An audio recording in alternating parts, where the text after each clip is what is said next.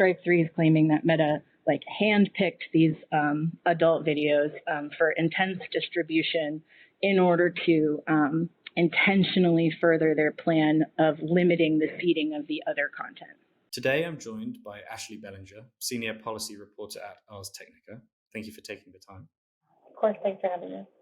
Meta is being sued by Strike 3 Holdings over alleged piracy of some of its adult film content.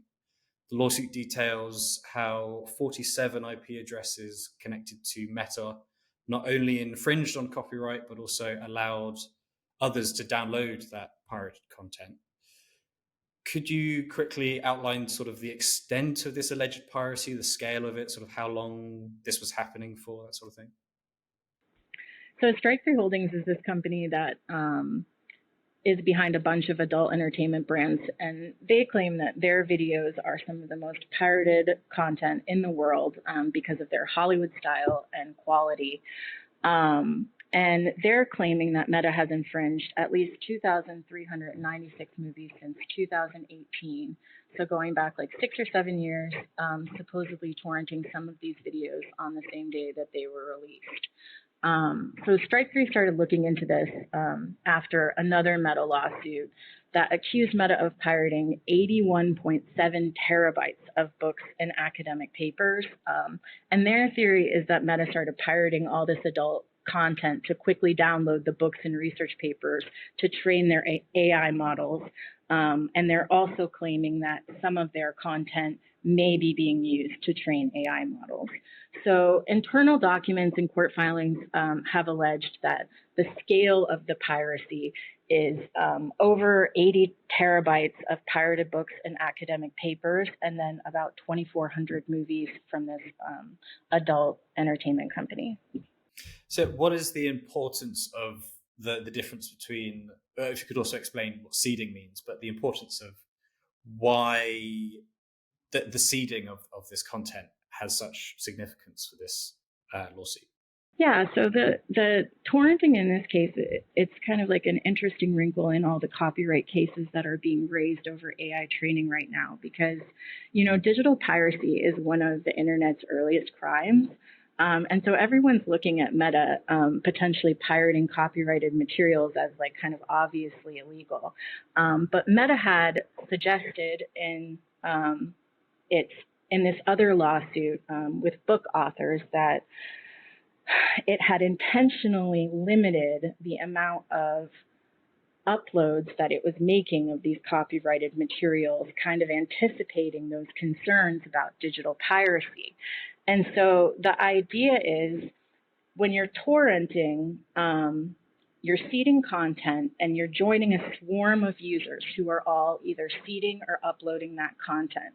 And if you're only downloading, then you're dragging down the swarm. And so you have to be uploading something in order to increase your download speed, or else you're going to just be limited. And so Meta wants to grab, allegedly, all of this data as fast as possible to train its AI and, you know, be at the forefront of the AI race. And the idea is the adult entertainment company is alleging that Meta saw this opportunity to use kind of the most popular and in-demand adult videos in order to get those ratios up. So what evidence is this lawsuit based on? Yeah, so after Strike 3 caught wind of the claims in the book author lawsuit, they claim that they went and looked through their internal tools that they use to track infringement. So the way that Strike 3 explains it, they keep this archive of recorded infringement that's captured by these internal tools that they developed, where they can basically like scan and verify if a torrent that's labeled as their content is actually the content, so they can get it taken down. So these tools supposedly revealed 47 IP addresses owned by Meta that were infringing its movies over several years. And those IP IP addresses were supposedly verified as belonging to Meta using this highly respected geolocation tech called MaxMind. And so, in addition to that evidence, Strike 3 also conducted this analysis of what it claims are hidden IP addresses that Meta was using. So, in the book author's lawsuit, Meta said, well, internal messages that were shared from the plaintiffs, like the book authors that were suing, showed Meta employees kind of discussing how they were going to hide all of this torrenting so that it wouldn't look like it was coming on Meta's corporate servers. And so there's this theory that Meta has all these hidden IP addresses, and Strike 3 did this analysis where they went through it all, and that allegedly showed that Meta used those addresses to feed the adult content for like days, weeks, supposedly months at a time. And all of this is like supposed to be supporting this theory that Meta was like so intent to get these videos for AI training that they needed to go to all these lengths to hide the torrenting. And so they in the cybercrime world, this is known as forensic evidence. So they claim that they have forensic evidence of the seeding, and that is what was lacking in the book author's case. Was this idea that Meta was like, well, you have no proof that we were distributing any of this. So like ultimately, Strike 3 is claiming that Meta like handpicked these adult videos for intense distribution in order to intentionally further their plan of limiting the seeding of the other content. Even if they didn't seed the content, is it legal for them to download it anyway and use it themselves? Is it legal? The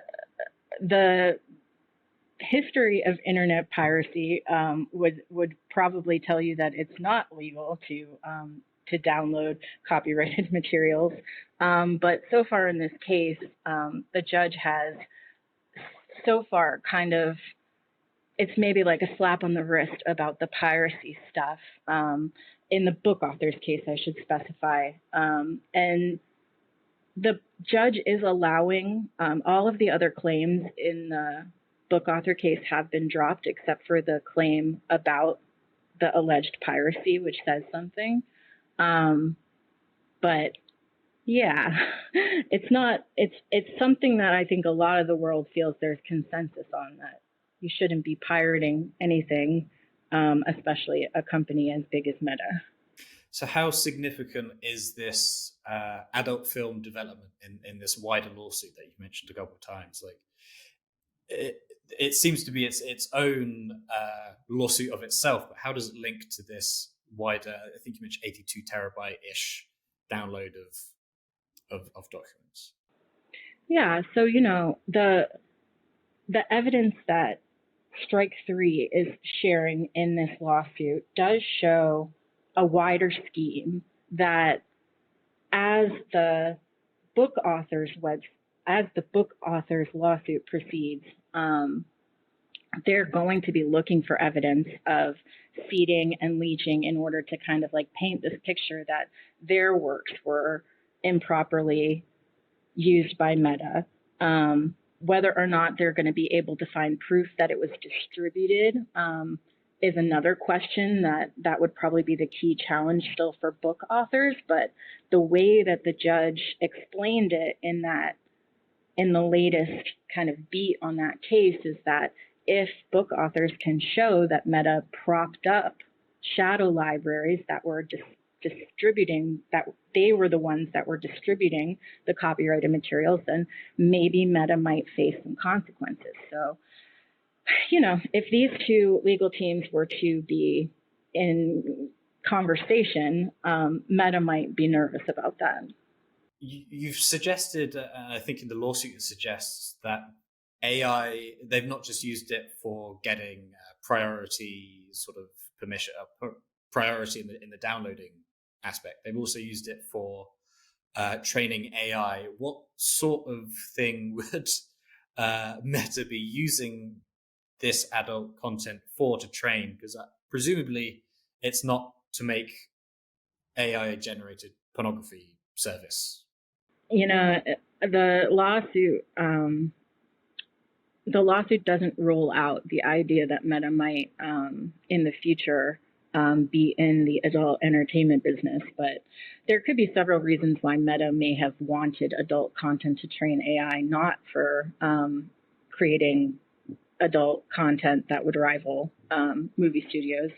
It would strengthen their case if they could prove that it was a threat to them in their market, but it's not necessarily the only reason why Meta might be taking their content. AI companies, they need like a wide range of facial data in order to make any videos, any realistic looking videos. And so right now, video and AI is like the hottest thing. It's where you're seeing a lot of development come out. It's really flashy. And like over at X, the social network, for example, there was a recent thing where some employees like refused to take videos of their own facial expressions to train X's AI model, Grok, the video outputs for that.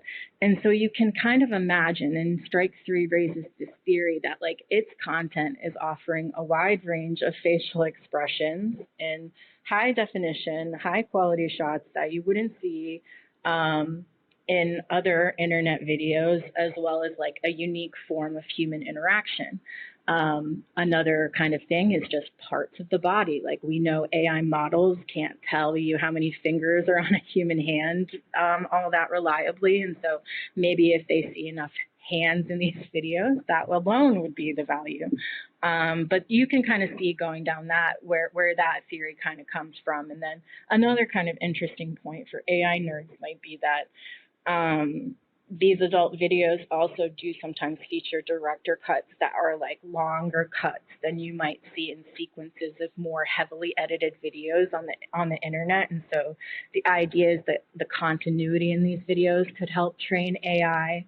And so, you know, when it comes to the idea of like a movie gen product from Meta that would be putting out adult videos, it doesn't really gel with Meta's brand. But the only other thing that Strike 3 kind of raised was that Meta does have intentions to make companion bots, which are these chat bots that will like be your girlfriend or have a romantic relationship with you. And so these conversations and dialogues from these adult videos could also help with some of that. So, you know, Meta doesn't disclose that it's training AI on adult content, and it could be because it's not, but Strike 3 alleges that Meta doesn't disclose that it's training on adult content for obvious reasons, that it would be scandalous, and so this lawsuit could potentially risk exposing some of those efforts if they are actually happening. And assuming if this lawsuit does go through, what would be the consequences on Meta and going forward, the use of torrenting and seeding content to train AI? Yeah, you know, I mean, in a copyright case, if they did find Meta infringed copyrights and distributed, say, 2,000 is like 2,400 movies, they could be looking at like tens of thousands of dollars per infringement. So it could be substantial fines, and perhaps all of that Meta has already done the math and figured like that it can afford whatever that might be. It would also be a reputational hit for sure.